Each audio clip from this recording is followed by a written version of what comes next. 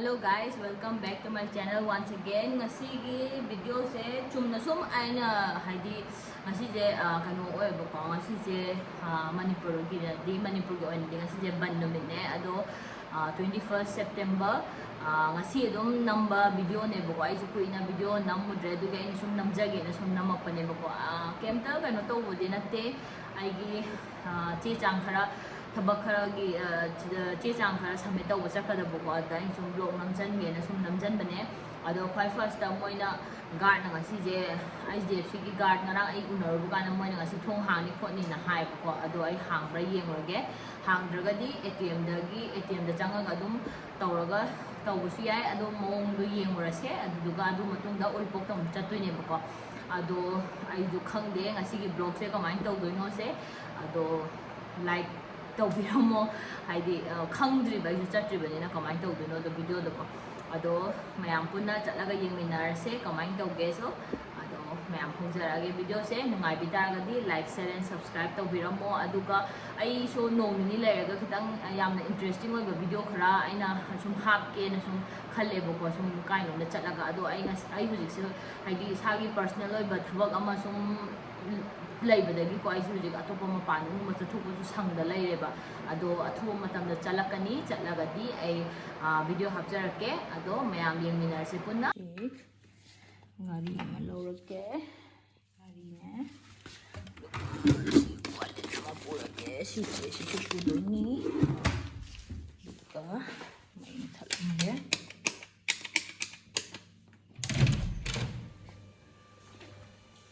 ꯂꯥꯛꯑꯣ ꯂꯥꯛꯑꯣ ꯂꯩꯔꯕꯣ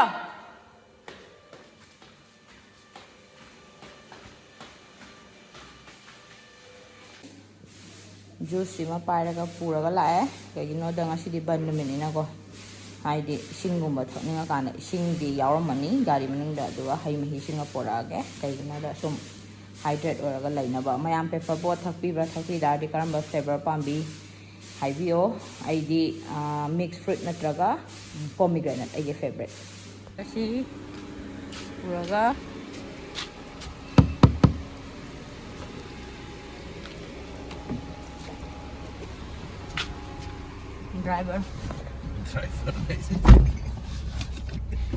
ड्राइवर नंग सी बोबा था जिदा कना सिंदो मिजे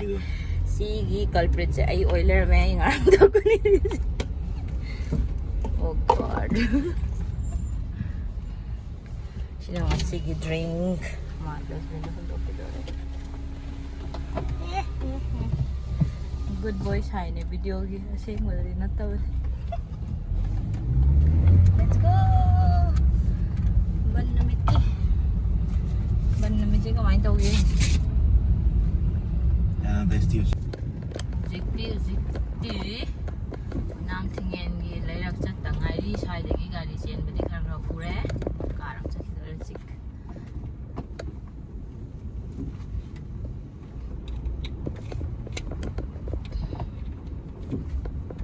main road ta gari ke am chen gi engsi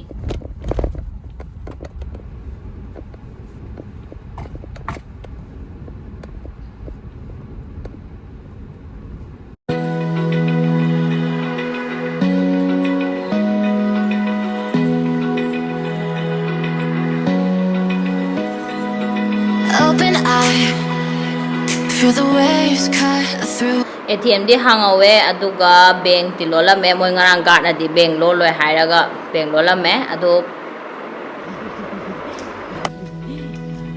si chaningra na wana te chaningra no feel the waves cut through me hypnotized by the sounds I'm breathing in. Hold tight, chemicals. Bank to lola mamni na hujik moina ai phone toraga wari sanare ba do phone to wari sanaba kanda dum laptop pe toraga semo na haire ado ai thanda semjarani haibra yenge ado arai ba body pot ne moina dum taklai do semaga yenga se adu ka muk chattoine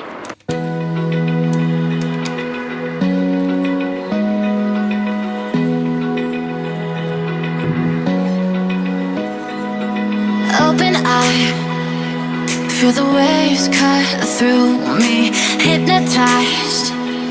by the sounds I'm breathing in. Hold tight, chemicals collide. Hold tight, hold tight, hold tight. Dripping lights paint the skies, all because of you. Dripping lights paint the skies, only you. Kano aigi sigi thabakse lore aduna aigi pung 10-15 ta da ngai ana ji 10 pung 11 da chattoine ba pung 11 da chalani adu chala kana pung makha ta video charage 11 da unadune ba aduna ji lera ga chalani ai horen ulpo ka chatpe video da thajara hapcharaga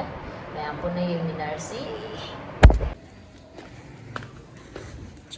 Chatlasi amuk chatlasi nang lakpa yaroy eh nang lakpa yaroy bye bye chisti chatlage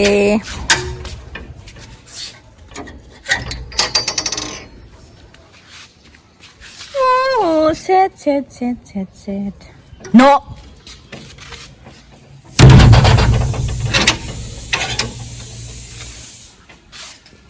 Chat khibagi leurjo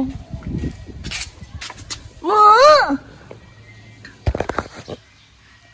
nang leura ba bye bye sise thuna halake ka anu ngai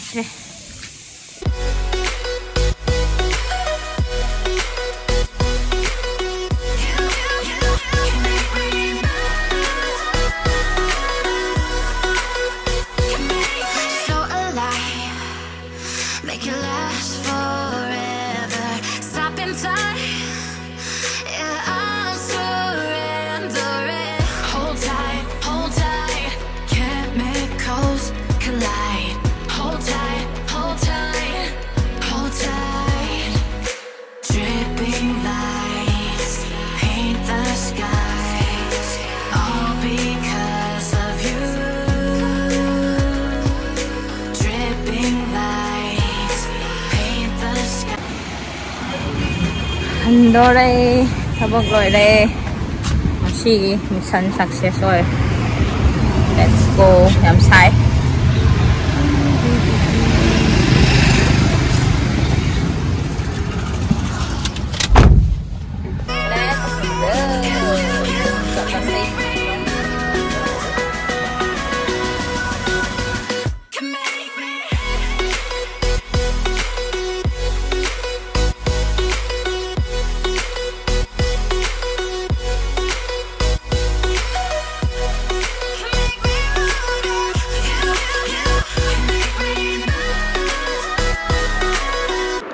ai ngasai chat badu lotion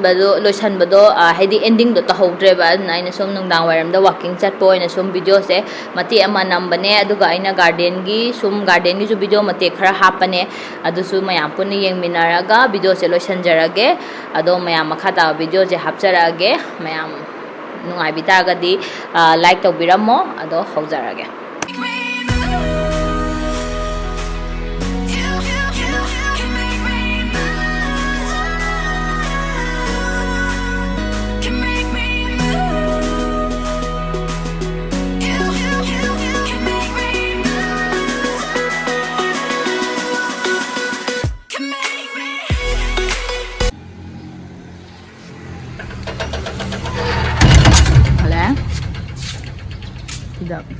कोई drumstick से चावल बने इसे drumstick से हालम dragon fruit अना उसे पांडो रे cocoa इसे ले अना उसे साले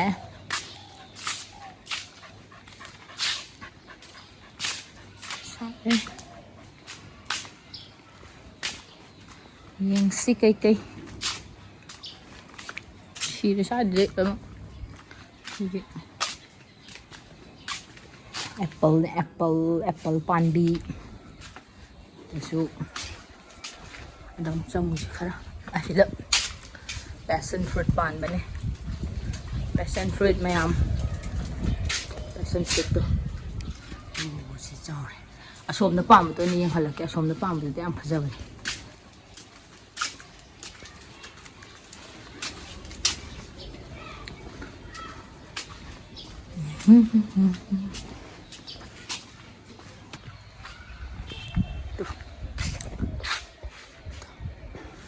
passion fruit vale antok manung do